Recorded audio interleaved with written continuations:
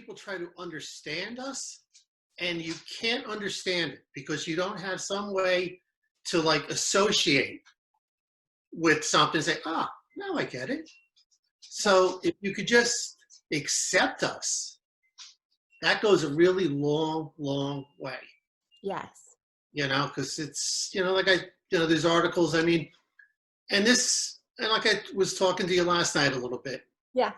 With the whole bathroom issue and the changing room issue, and I've heard you on, you know, because you're curious and it's the way you're viewing the transgender community. My brain is neurally almost identical to the gender I identify with than the gender that I was assigned at birth, you know, the sex I was assigned at birth. Mm-hmm. So if people start to think of that way, that, oh, okay, you know, their brain's really not that different than mine. And they had done over in Europe, they had done MRIs and studies on this, trying to really kind of figure out with the neural activity. And it's mostly so that when parents come in, if they have younger children and they're saying, oh, this is who I am, if they go and, you know, they're trying to get a standard of test that they can almost say, okay, oh, there's this much neural activity. Yeah, you might want to think about transitioning, you know? Yeah. Yeah. You know, it's one of those things that, for me, I was just like, yes, of course, you know, I support transgender, and I would never want anyone to change who they are, and I want everyone to live freely.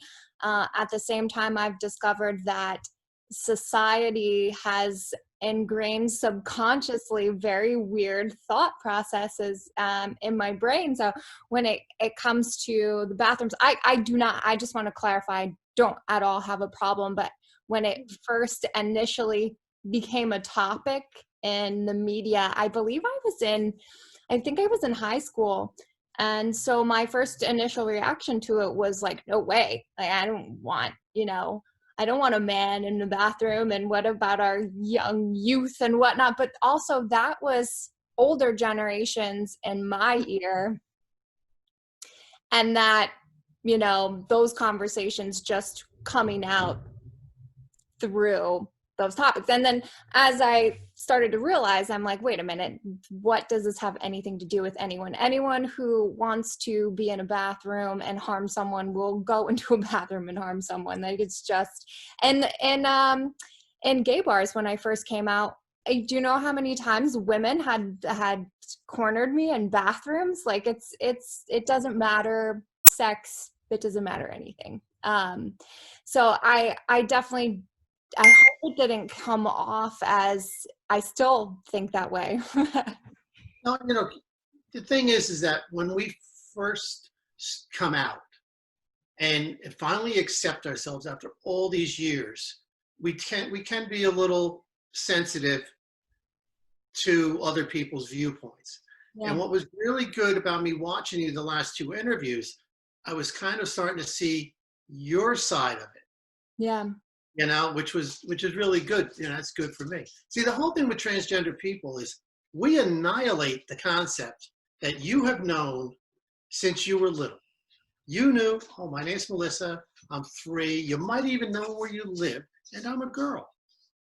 And we come along and we say, it's not how it works. So we're annihilating probably what you've known your entire life.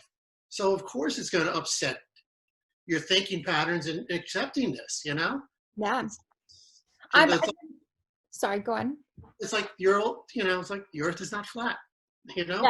Yeah. And you know what, it's really, I find that I'm even more so intrigued by the topic because there was a point in my life where I was confused as to where I fit.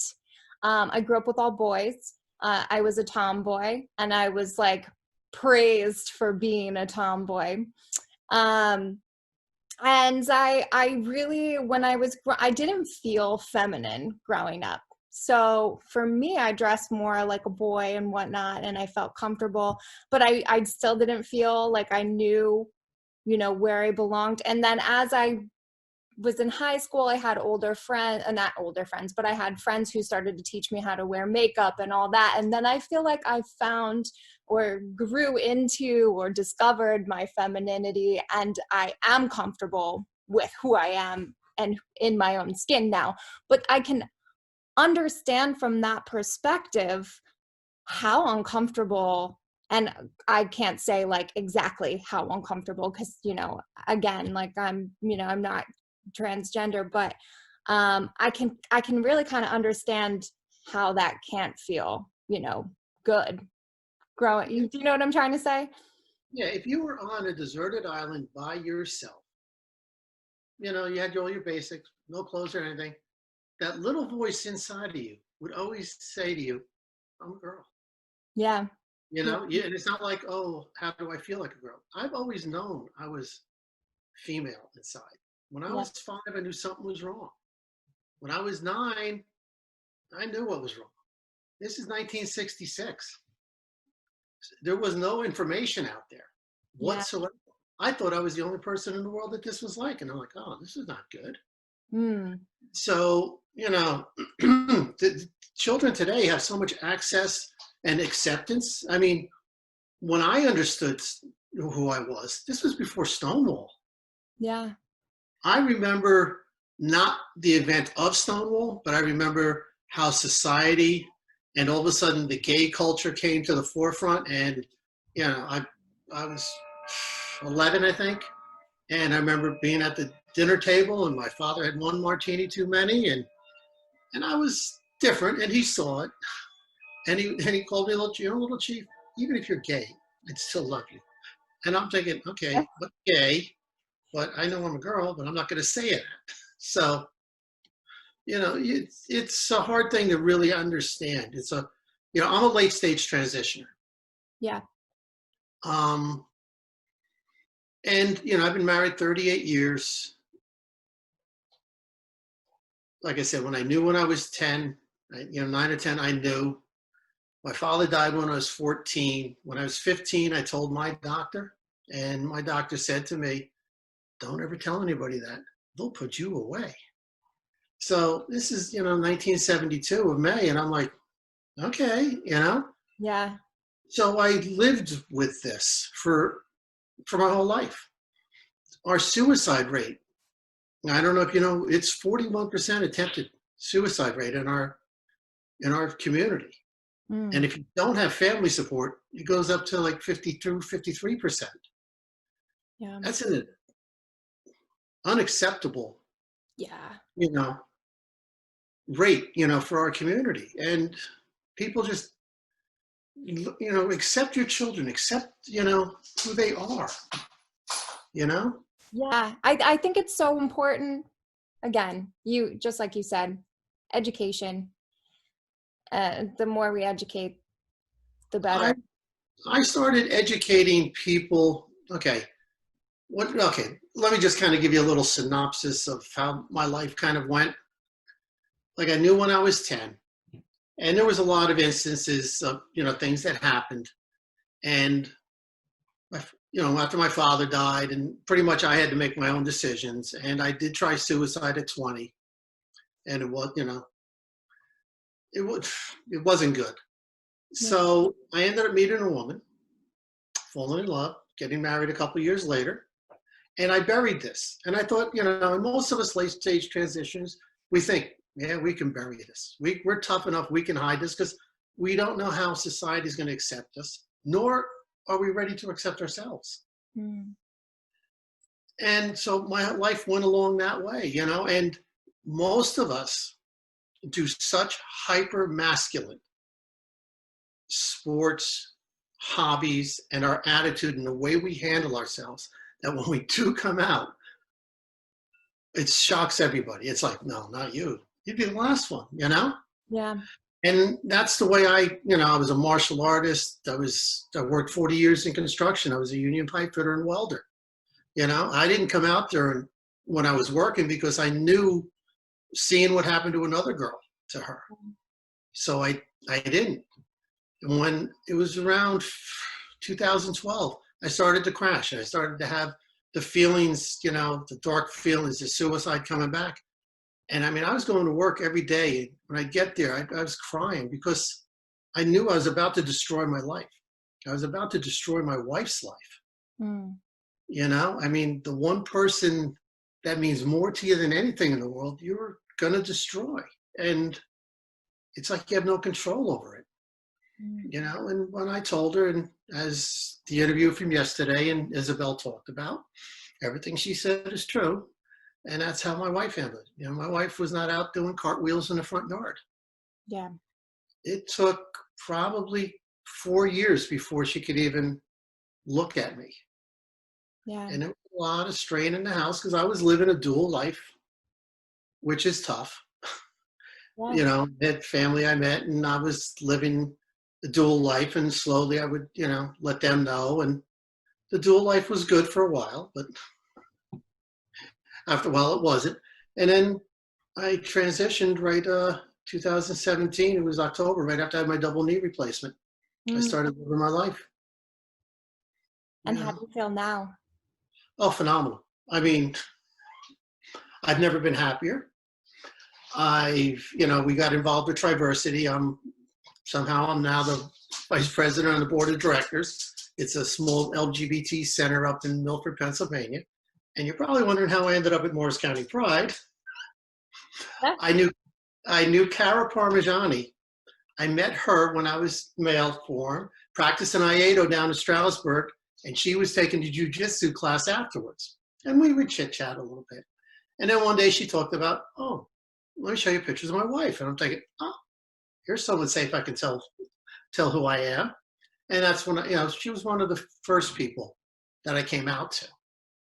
So, and she also helped me with my name change last year. So we became very good friends with that. A lot of support from her.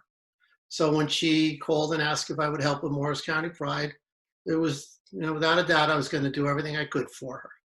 Yeah. Awesome. She's great. I love them. Well, she is. She's a doll, you know? Yeah. And I tell you what, a martial artist, one of the few people I wouldn't want to get on the mat with. It's so funny because they're our neighbors. So I just saw them walking down the road earlier, and I took a little video. They had Louise out. She's adorable. So if you had to choose, say, 3 main topics or most important topics, what would you talk about? 3 of them. Your life is never going to be the same once you do transition. Mm-hmm. As I sent you the one article that I wrote, and it's a 2015 study.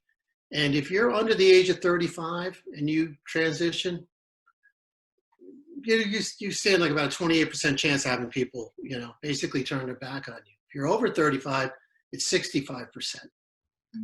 And within 2 years, out of everybody that is left, only 1 out of 3 will still be, you know, supporting you. I did not realize I would become so statistical, and they would actually apply to me, which is, you know, that really kind of caught me off guard, the statistics. You know, that really, and it's sad because our community, there's so many people that are lonely, and you're reinventing your life. Yeah. And the thing that's hard for us to understand when people turn their backs on us, it's like, you know, looking out from our eyes, it's still the same view as before we transitioned, but now we look down like, oh, wow, look at this. It matters. And now people are turning their backs on you and distancing from you. And it's very, very hard and difficult. I mean, the one thing that bothers me is that my wife was like kind of collateral damage. Mm-hmm. So she stuck by me. Her idea is sticking by me, and we both kind of agree, you know, it's for better or for worse. You know, sure, when she was at the altar, that this didn't make the top 10 of worst things that could happen.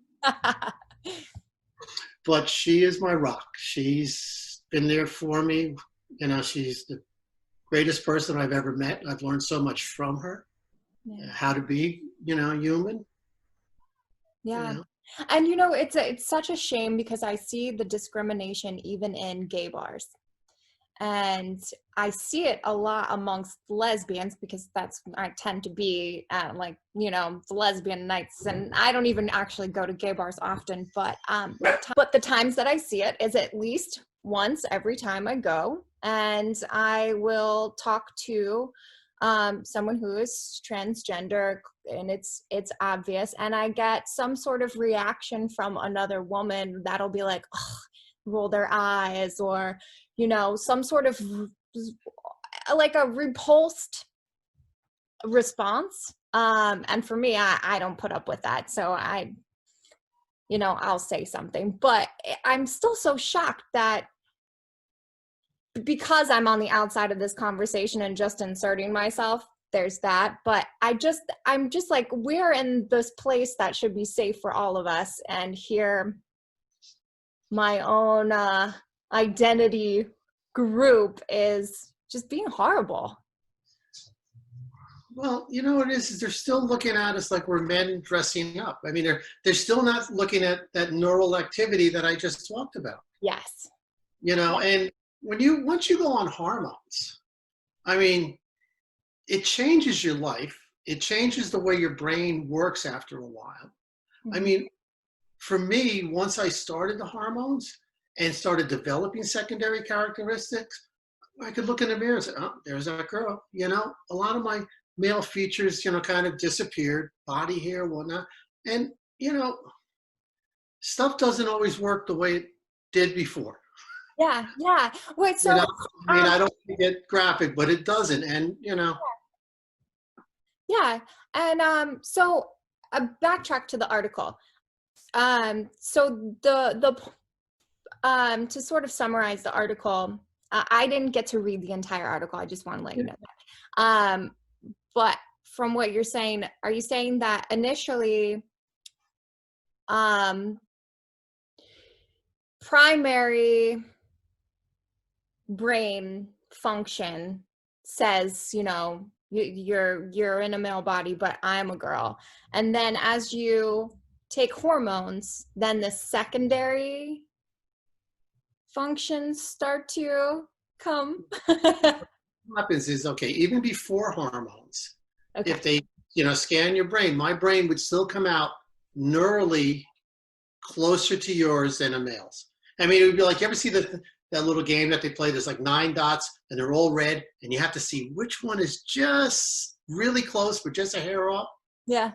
That's my brain. It's that close. The neural activity in parts of my brain to what a female's brain is. When you go on the hormones, what it does is it does a lot of connections. It kind of rewires a little bit. You would not believe the way men really do think compared to the way women think. It's like walking down a hallway. A man is like, okay, there's a door at the end, and there's a bunch of doors here. I don't know if they're open or closed, but they're there. Or women, they walk down, they know what's going on in the room. Oh, yeah, so-and-so's talking. And that's the difference. They're very focused. We're more. So there is proof that there is difference between the male and female brain. There is. I can tell you, I had both. I was estrogen deprived. Basically, my brain functions great now. Yeah. Like I said, it took about 18 months, and all of a sudden, stuff that I would have hard times with, figure out just like that. It's like the fog has lifted. Did you? Yeah, I was just gonna. You just answered what I was gonna ask. I was gonna ask if you felt foggy, and you just said the fog lifted. That's amazing. I used to have problems with my anger and stuff, and most people that when you're denying yourself, they will have that issues. I would seem to have an outer body experience. It was about every 28 days. Go figure. Yeah. I'm thinking, is it the full moon, the new moon? What, why am I always, I could feel it building for 4 or 5 days, and then I would just have an outer body, wreck an event, get mad at somebody, and then a day or two later start to feel better.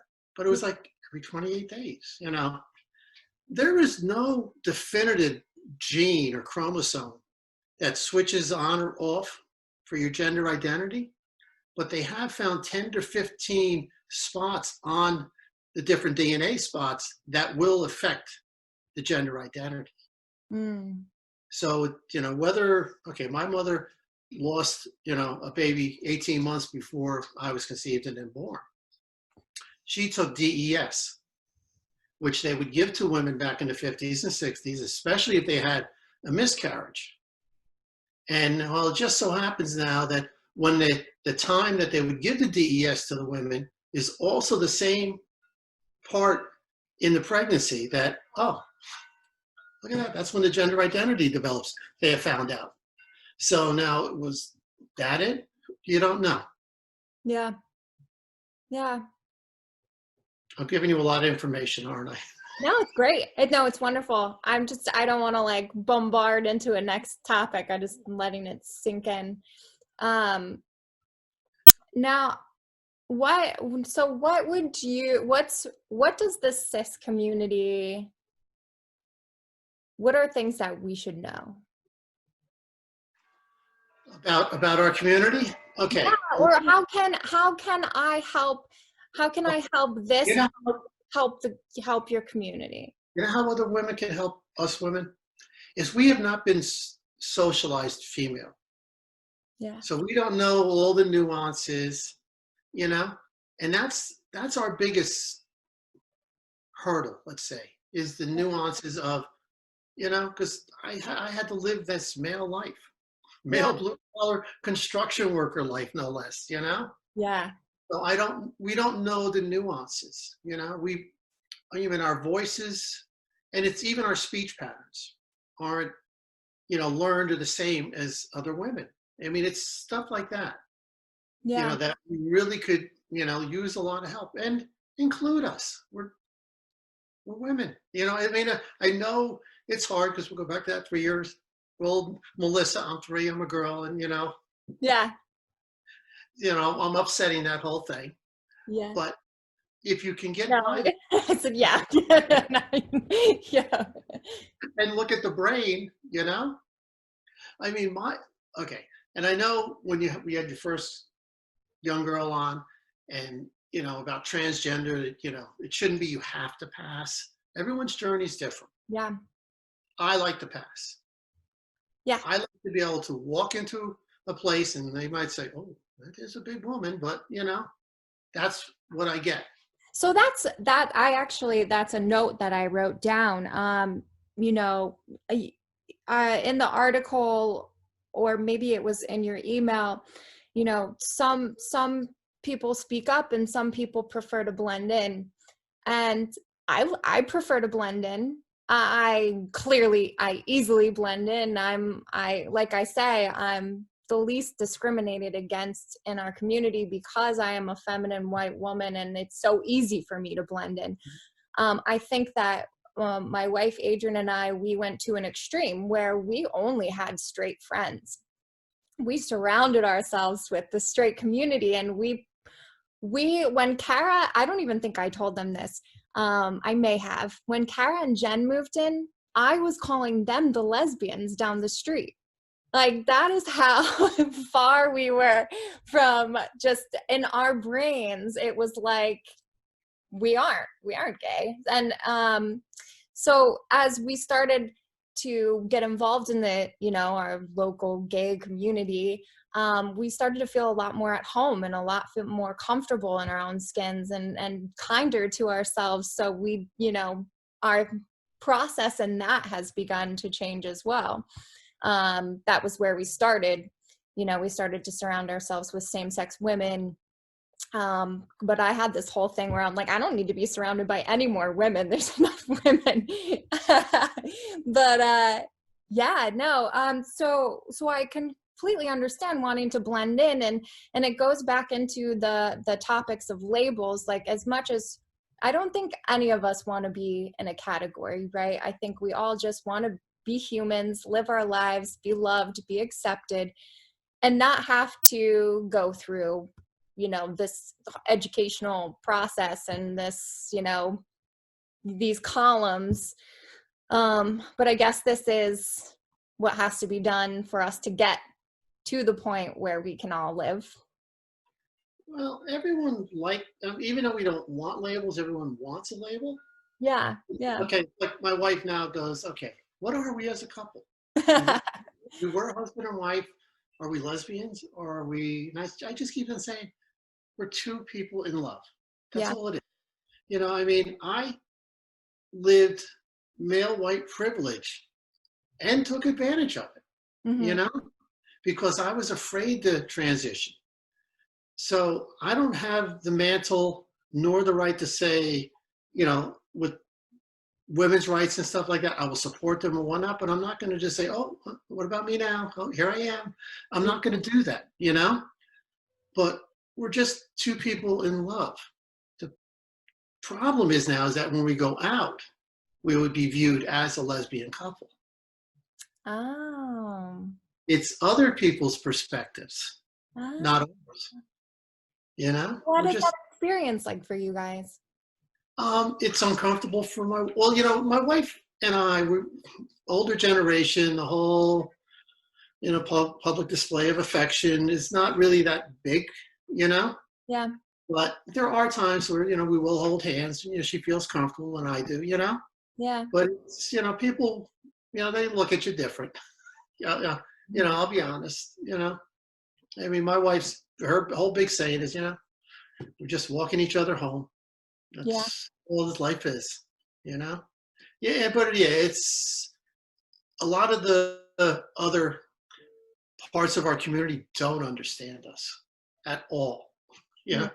I mean, I probably had to explain or try to have people understand a little bit about being transgender as much with the lesbian and the gay community as I have with, you know, heterosexual. Yeah. It's it's it's not easy, you know, because everyone wants to have a correlation. They want to just say, ah, now I get it.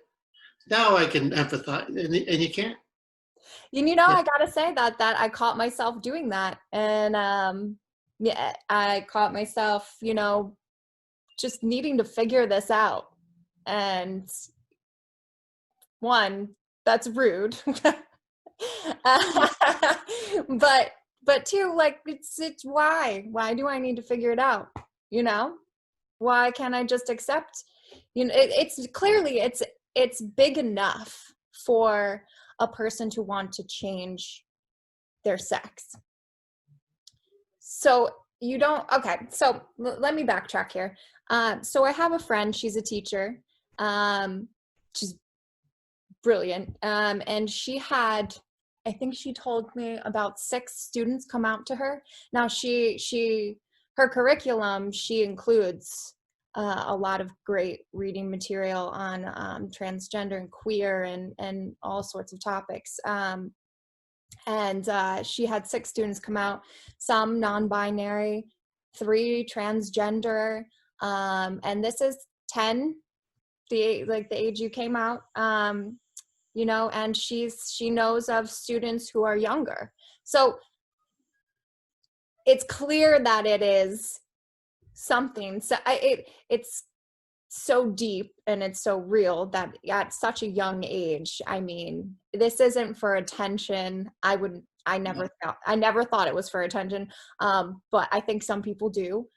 And they think it can be changed. And there's a slight, like, so what's the earliest someone can have, then can begin hormones? Okay. Well, usually what happens is if you're under the age, I'm pretty sure it's 18. A lot of times, what they'll do is they'll do puberty blockers, Okay. and puberty blockers will delay, you know, puberty coming on, which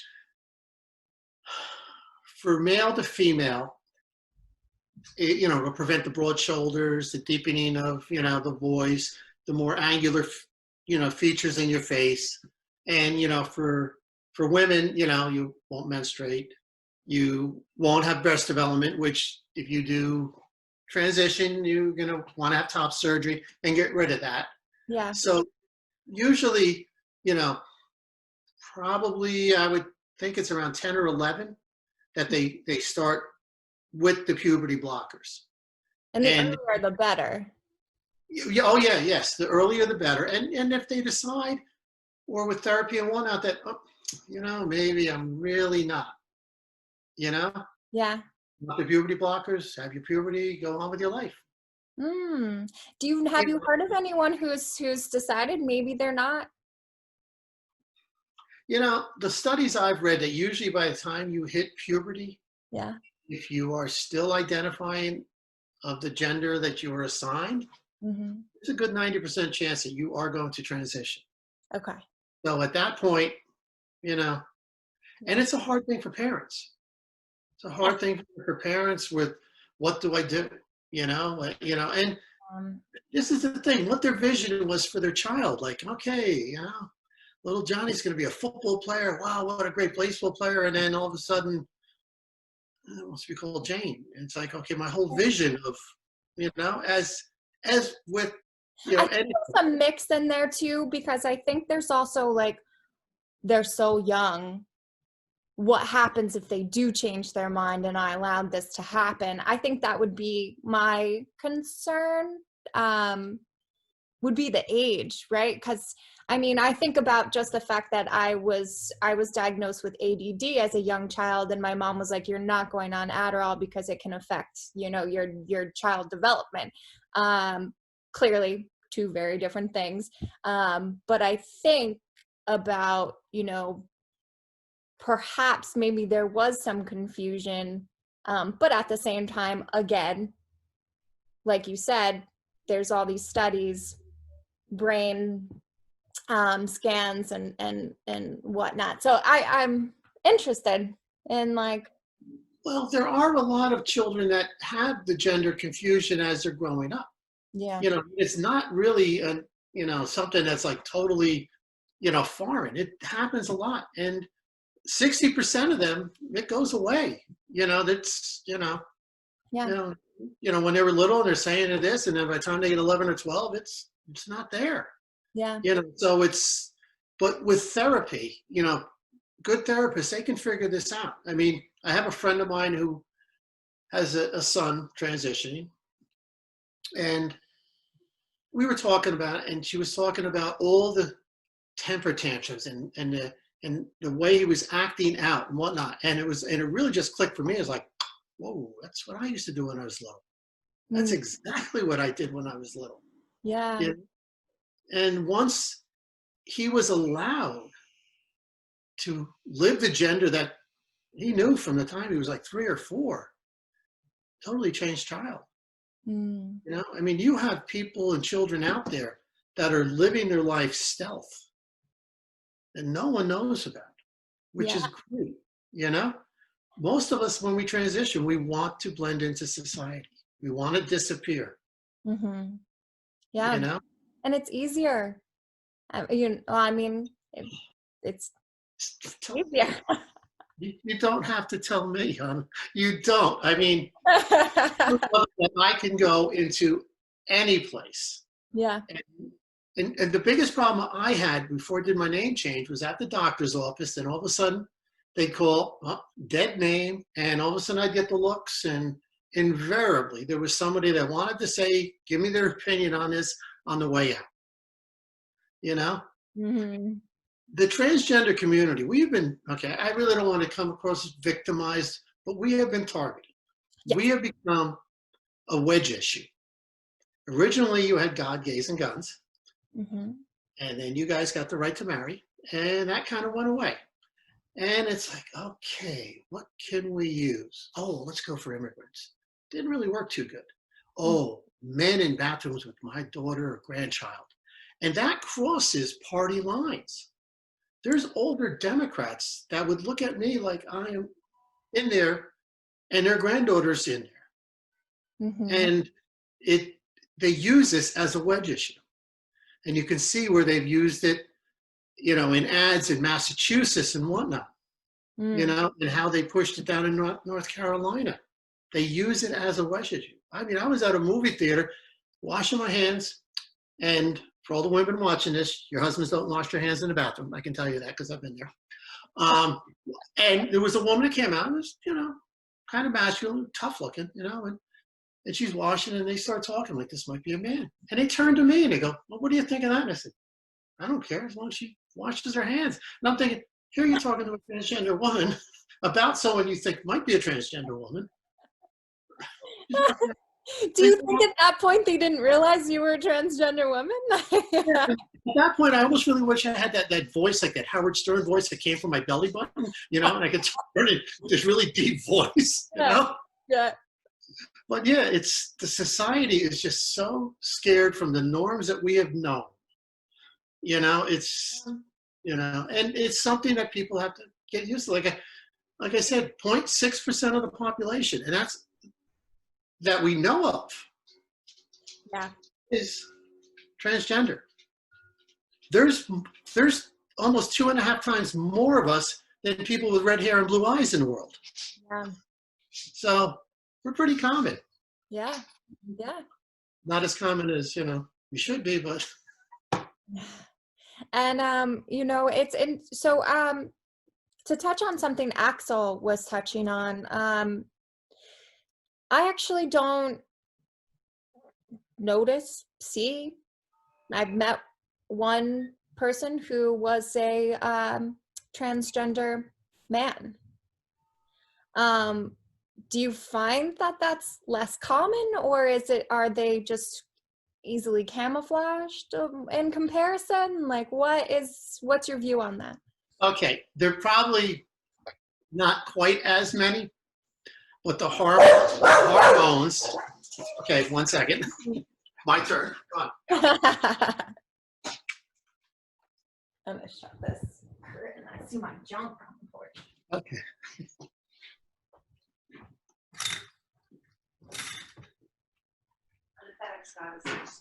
Oh, I did. Okay. No, it's good. Big styrofoam box.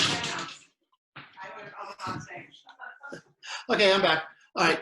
The thing with the hormones is that the female, the estradiol that I take will help develop secondary characteristics for me. It won't get rid of my broad shoulders. It might, lose some body hair and whatnot, breast development, where testosterone is such a stronger drug, and it will change the features so drastically, you cannot tell that they were ever assigned female at birth. Wow. And I know, I have a couple friends, I have one that I'm writing my book with, Mickey. He's 80, he'll be 82 in June. Started transitioning 3 years ago to live his truth. Wow. 3 years ago. 3 years ago. That is a long time. Long time to live as a lesbian. Yep. Yeah. I mean, grew up through the McCarthy era, grew up and was a high school teacher in New York, where even if he was found out at one time of being gay, he would have been fired. Wow. Yeah. The time that he was in the city, just a little fact, up until the 1970s, if you got caught wearing 3 pieces of female clothing in the city and you were actually male, you could get arrested. Oh, wow. I didn't know that. Yeah. See, so that's what happens when you talk to somebody who's old. Not bad for 63, huh? No, not at all. You look great. Well, the hormones.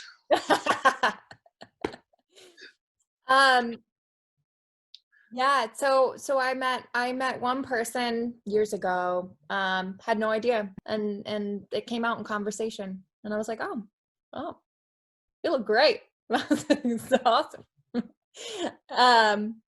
So yeah, I was just curious. I was curious because it's not like I go looking around to see if I can spot anyone who's transgender. I'm just saying the only people I randomly recognize seem to be women.